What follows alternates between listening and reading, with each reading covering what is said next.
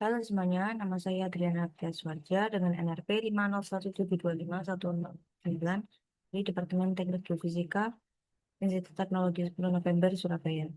Jadi pada kali ini saya akan membahas tentang bab 2 tentang interior bumi dan sifat-sifat geofisika.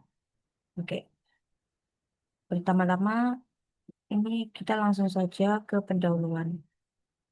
Ini sebenarnya saya udah record waktu udah lama itu, cuma ya ternyata salah share screen.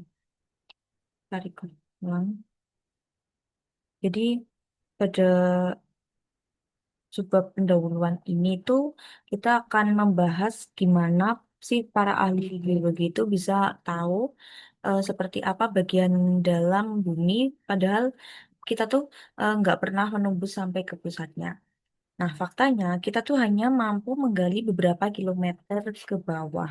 Contohnya ini beberapa tambang dalam menembus hingga 3 kilometer ke dalam bumi dan sebuah sumur minyak dalam dapat mencapai sekitar 8 kilometer di bawah permukaan. Nah, oke. Lalu gimana sih caranya kita tahu bahwa di bawah sana itu ada kerak, mantel, dan inti bumi? Jadi jawabannya itu adalah melalui cabang geologi yang disebut geofisika, yaitu penerapan hukum dan prinsip fisika untuk mempelajari bumi. Jadi geofisika geofisika ini mencakup studi tentang gelombang seismik, serta medan magnet, gravitasi, dan panas bumi. Nah, semua hal ini tuh memberitahu kita sesuatu tentang sifat bagian dalam bumi yang lebih dalam. Oke. Dan lalu, hmm, kita lanjut ke bukti dari gelombang seismik. Nah, salah satu alat paling penting dalam geofisika itu adalah gelombang seismik. Gelombang ini itu dihasilkan oleh gempa bumi dan merambat ke seluruh bagian bumi. Ketika gelombang tersebut melewati berbagai lapisan, kecepatannya tuh berubah tergantung kepada kepadatan dan sifat elastis batuan. Nah, salah satu cara penting adalah bumi adalah kegiatan refleksi seismik. Nih, refleksi seismik itu kembalinya sebagian energi gelombang seismik ke permukaan bumi setelah gelombang tersebut dipantulkan oleh suatu batas batuan. Jadi, jika dua lapisan batuan itu dengan densitas berbeda dipisahkan oleh batas yang cukup jelas, gelombang seismik itu akan dipantulkan oleh batas tersebut sama seperti cahaya yang dipantulkan ke cermin. Eh, Contohnya tuh kalau kita lagi apa ya, bawa kaca cermin lalu kita arahkan ke sinar matahari itu kan cahayanya akan dipantulkan kan? Seperti itu. Lalu gelombang yang dipantulkan itu direkam pada seismogram, menunjukkan berapa lama waktu yang diperlukan gelombang untuk merambat ke bawah hingga mencapai batas. Oke. Ini ada gambar 2.1 refleksi seismik. Ini contohnya. Jadi dari sini dipantulkan. Nah, untuk menentukan lokasi batas batuan, itu kita menggunakan metode refraksi seismik, yaitu pembelokan gelombang seismik ketika melewati dari satu material ke material lain.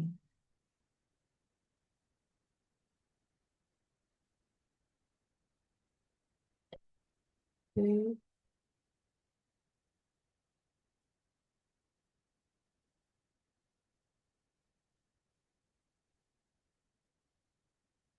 Ini batas antara lapisan batuan macam itu biasanya cukup jelas untuk ditentukan dengan teknik refraksi seismik. Itu yang ditunjukkan gambar 2.3. Nanti kita lihat gambar 2.3.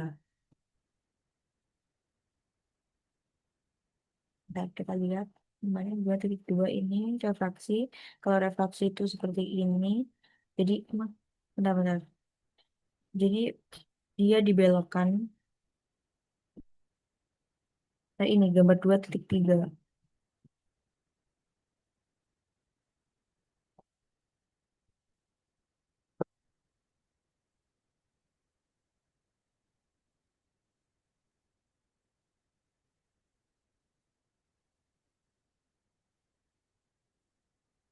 Jadi stasiun seismograf satu itu menerima gelombang seismik yang merambat langsung melalui lapisan atas atau A. Nah, stasiun yang lebih jauh dari epicentrum seperti stasiun 2 itu dia tuh menerima gelombang seismik dari dua jalur. Yang pertama itu jalur jalur langsung menembus lapisan A dan kedua itu jalur terbiaskan melalui lapisan A ke lapisan dengan kecepatan lebih tinggi B dan kembali ke lapisan A. Nah, oleh karena itu, stasiun 2 itu menerima gelombang yang sama dua kali. Coba kita lihat di sini, stasiun B, oke. Ya, ini stasiun B, dia menerima gelombang yang sama sebanyak dua kali.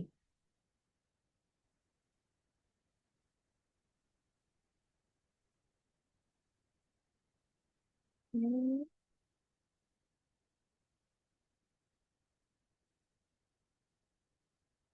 Ini lanjut, kita masuk ke struktur internal bumi. Yang pertama itu adalah kerak. Ya. Nah, kerak sendiri itu adalah lapisan paling luar dan paling tipis tebalnya itu bervariasi antara 5 sampai 10 kilometer di dasar samudra hingga 70 kilometer di bawah pegunungan besar seperti Himalaya. Nah, kerak itu tuh tersusun atas batuan granit di benua dan basalt di dasar samudra. Nah, walaupun tipis, lapisan ini tuh tempat seluruh kehidupan dan aktivitas geologi permukaan terjadi.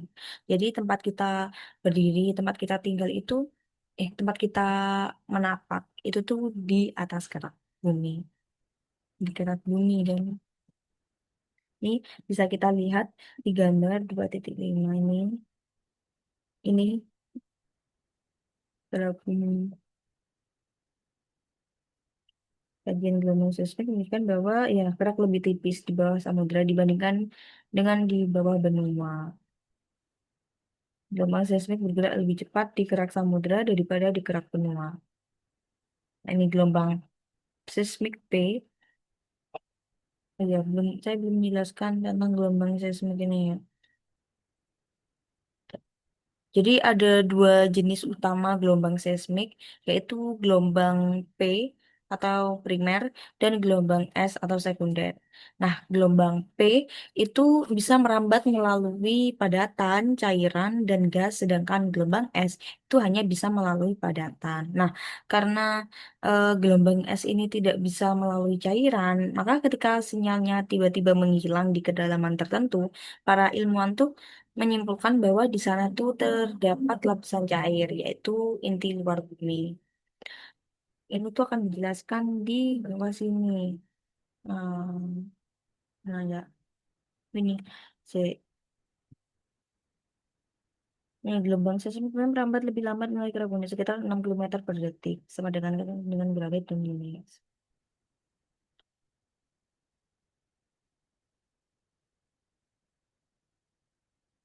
Karena satu istilah beton tidak dapat secara akurat menggambarkan kerak yang sangat bervariasi dalam komposisi.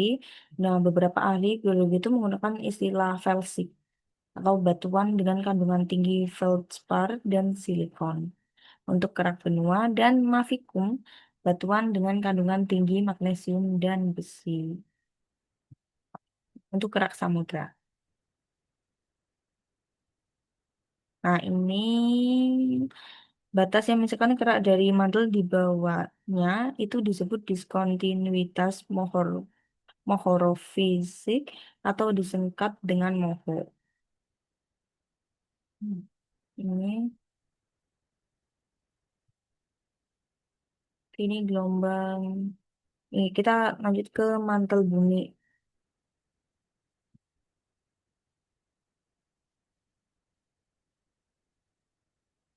Nah, para geolog tuh percaya kalau mantel apa sih? Nah, mantel itu disusun atas batuan padat.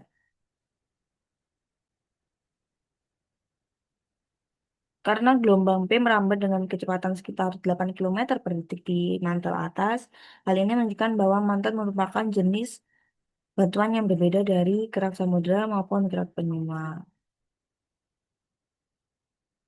Nah, ini hipotesis yang dibuat oleh para geolog mengenai komposisi mantel, yaitu terdiri atas batuan ultramafik seperti peridotit.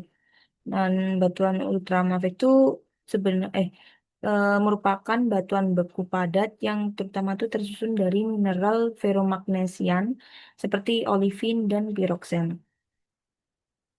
Nih, beberapa batuan ultramafik itu mengandung garnet dan feldspar sangat jarang ditemukan di mantel. Nih, kerak dan mantel itu sama-sama membentuk litosfer. Litosfer sendiri itu adalah lapisan besar bumi yang membentuk lempeng-lempeng pada teori tektonik lempeng. Ini ketebalannya itu sekitar 70 kilometer di bawah samudra dan dapat mencapai 125 hingga 250 kilometer di bawah benua. Ini gambar 2.6 yang tadi di-mention. Kerak samudra yang tipis memiliki kecepatan gelombang P sebesar 7 km. Sebentar, kenapa tidak bisa?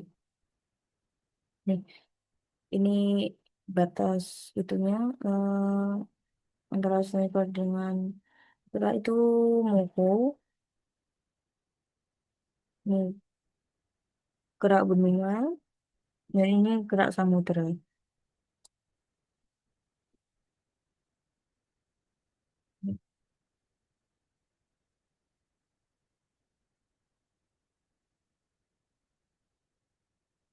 Nah, mulai dari kedalaman 70 hingga 125, gelombang seismik itu merambat lebih lambat dibandingkan eh, pada lapisan yang lebih dangkal. Nah, sehingga zona ini itu disebut dengan zona kecepatan rendah.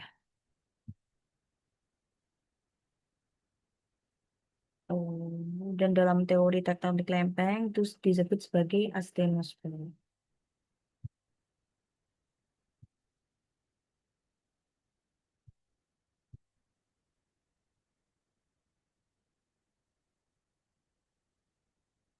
Ini beberapa ahli geologi itu berpendapat bahwa litosfer itu jauh lebih tebal di bawah benua daripada yang ditunjukkan pada gambar-gambar dan bahwa astenosfer itu dimulai pada kedalaman 250 atau bahkan lebih.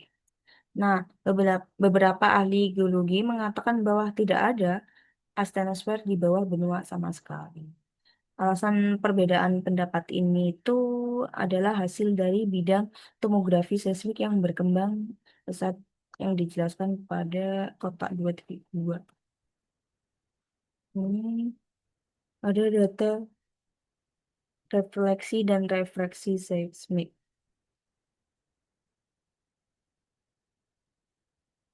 Hmm, Ada yang gambar 2.7. Yang ini struktur cangkang konsentris bumi ditentukan oleh variasi kecepatan gelombang S dan P serta perkiraan perkiraan densitas. Kecepatan gelombang seismik P dan S itu umumnya meningkat dengan kedalaman kecuali pada zona kecepatan rendah.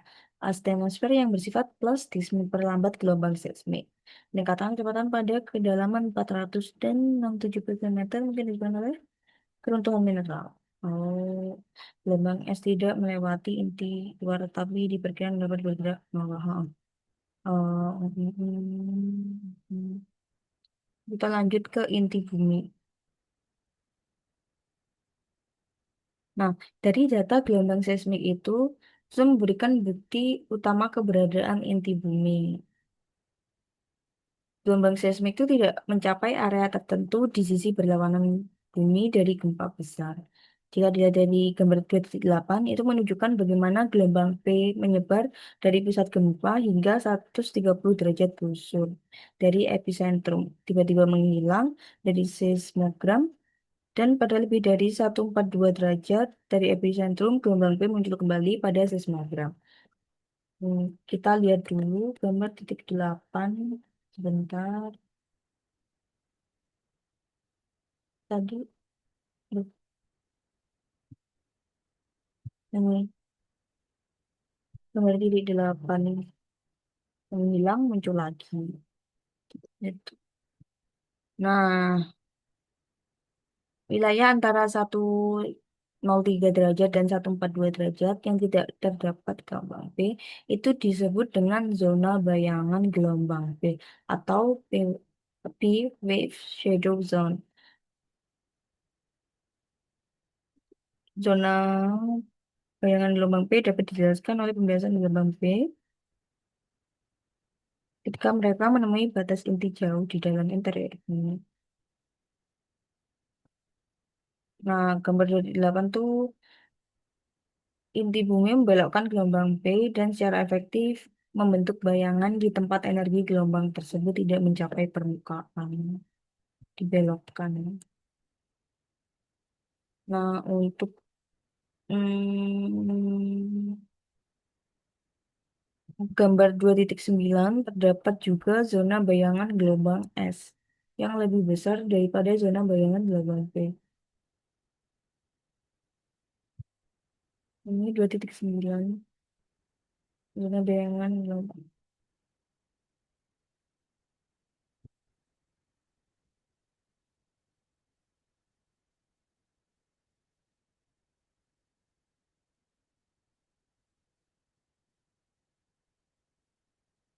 Lalu ada komposisi inti.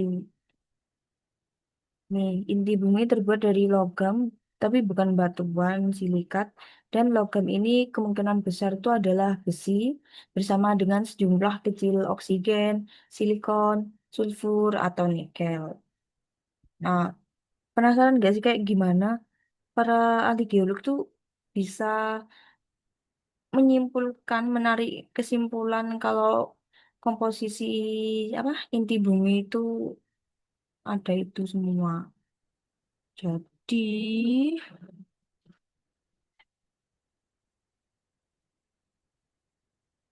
ini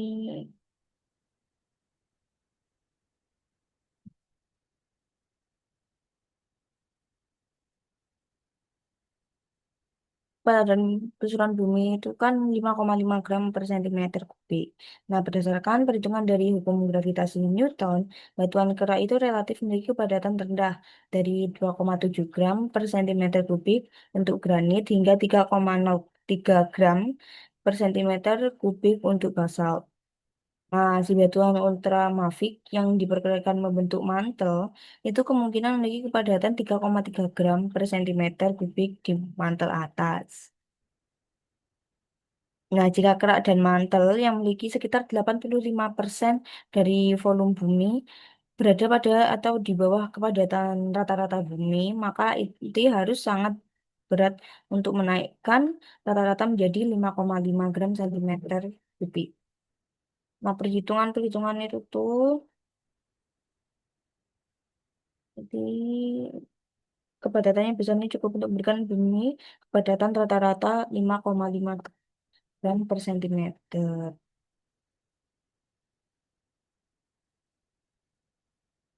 Ini yang dicampur oleh komposisi-komposisi tadi itu akan memiliki kepadatan yang dibutuhkan.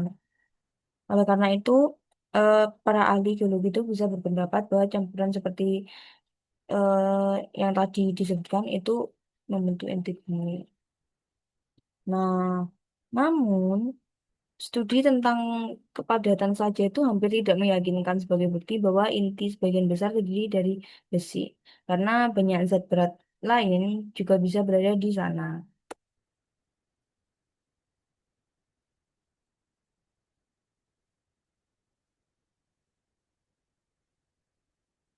Nih,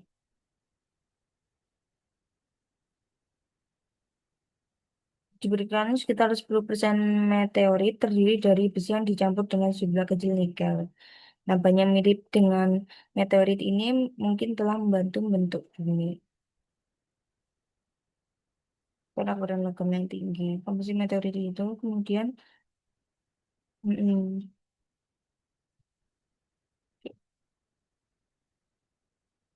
nah ini batas seismik dan kepadatan bersama dengan asumsi berdasarkan komposisi meteorit tadi itu menunjukkan yang sebagian besar terdiri dari besi dengan setidaknya bagian luasnya inti eh ngomong apa sih?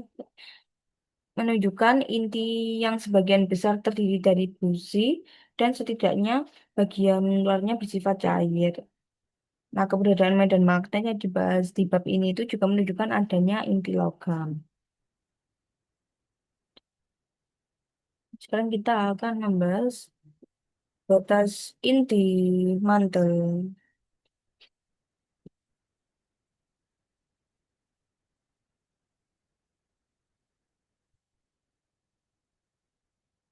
Nah, batas inti mantel itu ditandai oleh perubahan besar dalam kecepatan seismik, kepadatan, dan temperatur.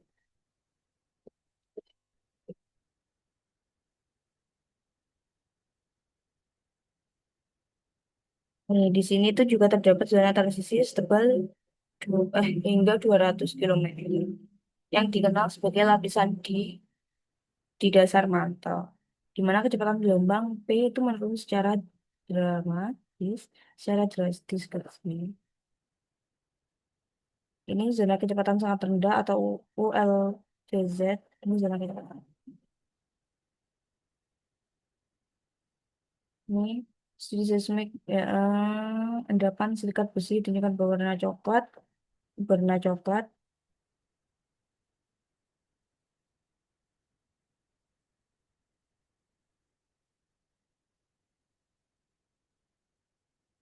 coklat, mungkin naik dari inti cair di bawahnya dan mengisi kantong atau cekungan terbalik di batas inti mantel.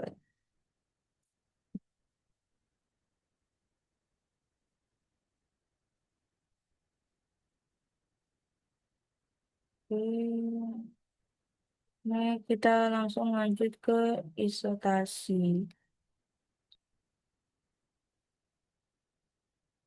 Nah, konsep isotasi itu menjelaskan gimana sih kerak bumi itu berada dalam keadaan keseimbangan di atas mantel. Bayangkan, kalau kerak itu seperti potongan es yang mengapung di atas air. Nah, bagian yang muncul di permukaan itu kan tergantung dari seberapa besar bagian bawahnya yang tenggelam. Nah, pegunungan yang tinggi ternyata itu memiliki akar yang sebentar. Nah, pegunungan yang tinggi itu ternyata memiliki akar yang dalam ke bawah mantel. Sebaliknya, kalau terjadi pengikisan atau pencairan es besar-besaran, gerak yang tadinya tertekan itu akan perlahan naik sendiri, dan fenomena ini tuh disebut dengan penyesuaian isostatik. Ini seperti ini nih. Kalau ini pakai blok kayu,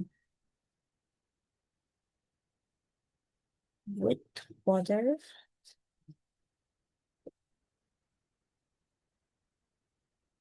Ini ditunjukkan oleh gambar 2.11.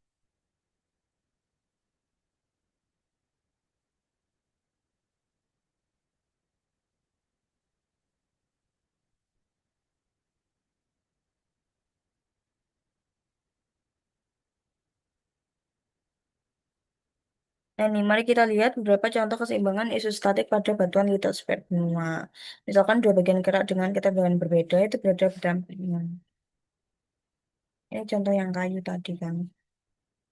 Oke, kalau contoh wilayahnya itu ada Skandinavia yang dulunya itu tertutup es tebal, kini perlahan naik karena beban es sudah hilang. Nah, hal ini tuh nunjukin kalau gerak dan mantel bumi itu bersifat lentur dalam skala waktu geologis.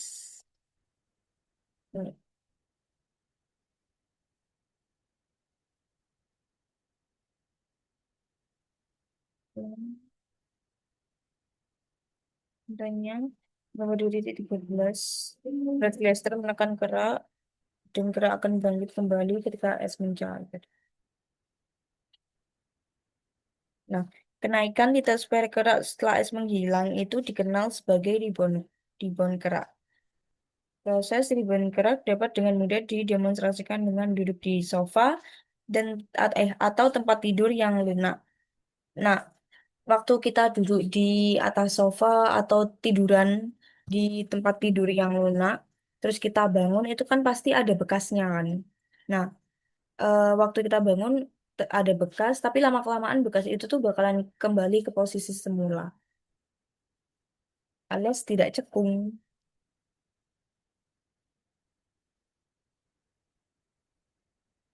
Itu, nih, kita masuk ke pengukuran gravitasi.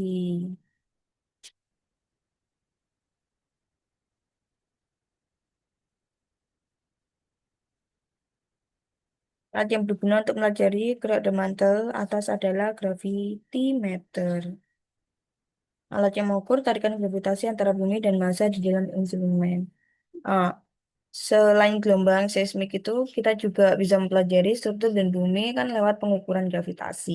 Nah, medan gravitasi bumi itu tidak seragam karena variasi kerapatan batuan di bawah permukaan. Nah, daerah dengan batuan padat itu akan memiliki gravitasi sedikit lebih besar, sedangkan daerah dengan batuan ringan atau cekungan sedimen itu akan lebih kecil. Hmm, tapi udah.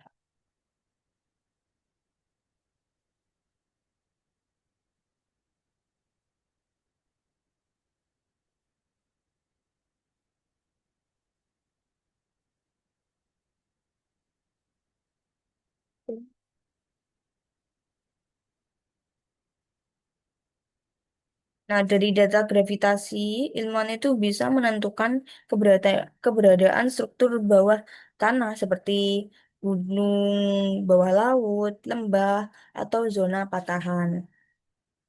Nah, ini perbedaan perbedaan apa namanya? Perbedaan kecil, perbedaan ini lebih nah, perbedaan ini itu disebut anomali gravitasi. Seperti anomali gravitasi dan sering digunakan dalam eksplorasi minyak, gas, dan mineral.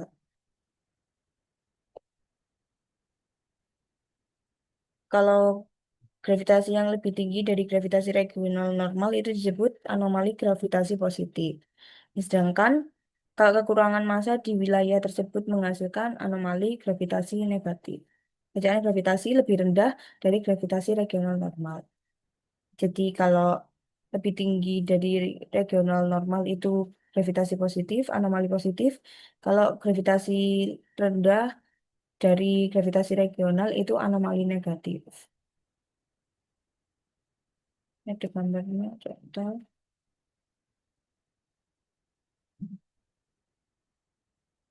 Oke, ini negatif gravity anomaly. Lanjut kita ke medan magnet.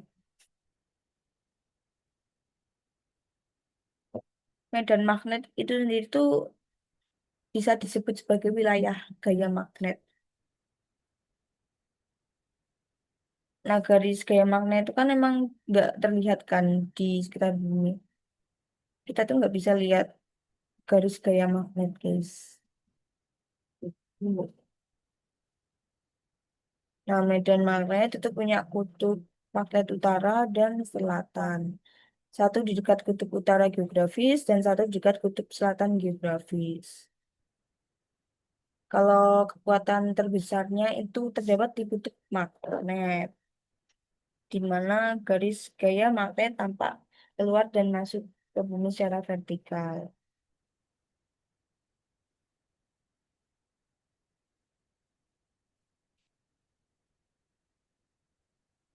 Nah, bagaimana medan magnet bumi itu dihasilkan? Jadi beberapa hipotesis itu kan telah diajukan. Salah satu hipotesis yang diterima luas menyatakan bahwa medan magnet itu tercipta oleh arus listrik di dalam inti luar cair. Nah, inti luar itu kan sangat panas dan mengalir dengan kecepatan beberapa kilometer per tahun dalam arus konveksi yang besar. Nah, sekitar 1 juta kali lebih cepat daripada konveksi mantel di atasnya. Logam yang mengalami konveksi tadi itu menciptakan arus listrik yang kemudian menghasilkan medan magnet. Ini kita masuk ke pembalikan magnet. Nah, pembalikan magnet itu perubahan polaritas medan magnet bentar, pembalikan magnet. Pembalikan magnetik.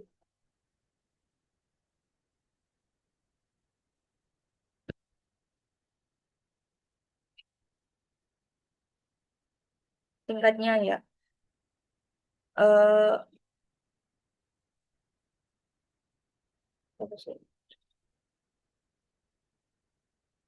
Garis gaya magnet itu kan mengalir dari selatan ke utara. Nah, untuk membalikan magnetik sendiri itu tuh terbalik. Jadi dari utara ke selatan, tukar posisi. Kutub utara sama selatan itu tukar posisi. Hmm, tukar posisi.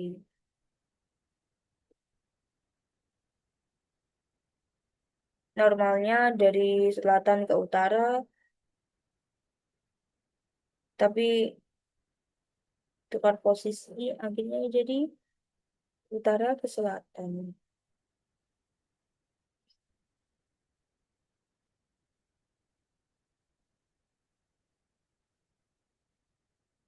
Bab ini tuh juga membahas titik kori. Kori, titik kori.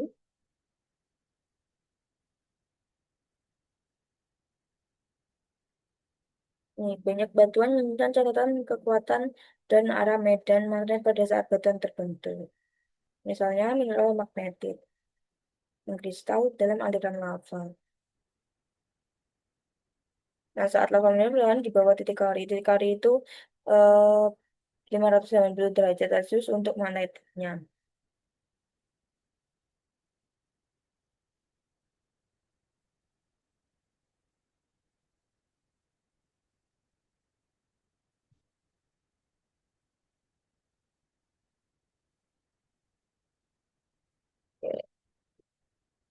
Jenis batuan lain termasuk batuan sedimen yang berwarna merah akibat senyawa besi juga dapat mencatat arah medan magnet masa lalu.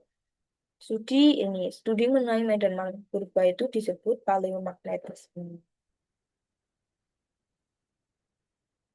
Oh, sebagian besar bukti medan magnet itu berasal dari aliran lava di benua.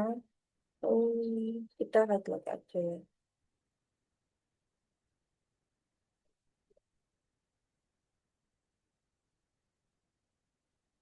Katakan selama puluhan juta tahun menunjukkan bahwa medan magnet bumi rata-rata membalik setiap 500.000 tahun. Orientasi normal saat ini telah bertahan selama 700.000 tahun terakhir. Oke, ini gambar 2.20. Skala waktu polaritas magnetik di seluruh dunia untuk era apa tadi? Kenozoikum dan Mesozoikum. Warna hitam menunjukkan anomali positif, warna coklat anomali negatif. Oh, hitam positif, coklat negatif.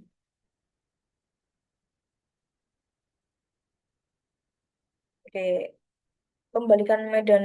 pembalikan magnetik sendiri itu kan pastinya punya dampak atau efek yang signifikan pada bumi kan. Kekuatan medan magnet bumi kemungkinan menurun hingga hampir nol sebelum orientasinya terbalik. Kemudian kekuatan medan meningkat kembali ke nilai normal tapi dengan orientasi berlawanan. Meningkatnya medan magnet terus radiasi kosmik dari matahari akan jauh lebih intens di permukaan bumi.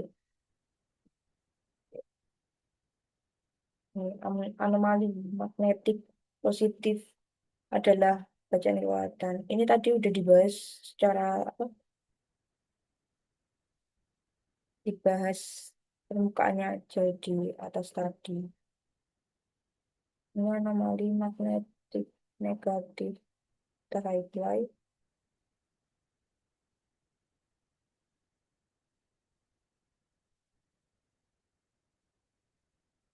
Tadi sudah dibahas.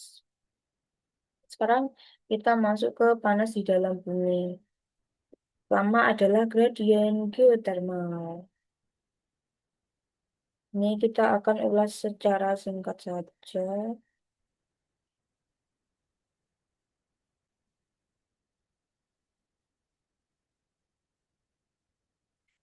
Oke. Nah, setiap kali kita turun lebih dalam ke bawah permukaan, itu kan suhu meningkat sekitar 25 derajat sampai 30 derajat Celcius per kilometer. Nah, peningkatan suhu ini itu disebut dengan gradien geotermal. Nah, namun nilainya itu bisa berbeda-beda. Di zona vulkanik gradiennya itu tinggi, sementara di benua itu stabil cenderung rendah. Ini estimasi suhu. Lalu masuk ke aliran panas atau heat flow. Kita ulas secara singkat juga. Sebentar saya saja.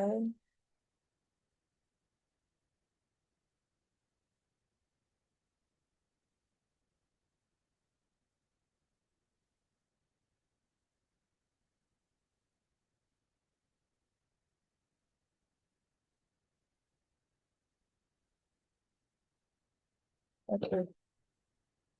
Jadi untuk aliran panas, panas itu kan panas di dalam bumi itu berpindah ke permukaan melalui konduksi dan konveksi.